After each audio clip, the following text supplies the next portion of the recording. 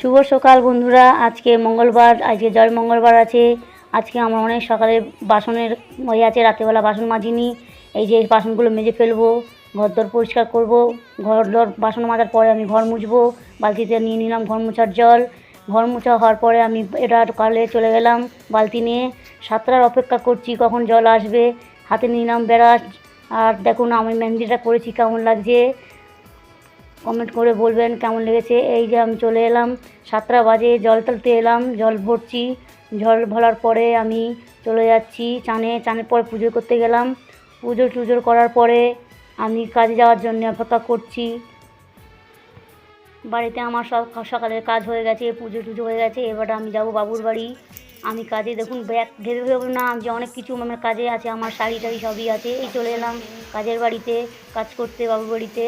দেখুন আমার জন্য রান্নাঘরে বাসন পড়ে আছে, আমি এটা পরিষ্কার করব। আগে চলে যাব আমি রুম পরিষ্কার করার জন্যে। আমার জন্যে বিছানাপত্র সব গুছাবো। দেখুন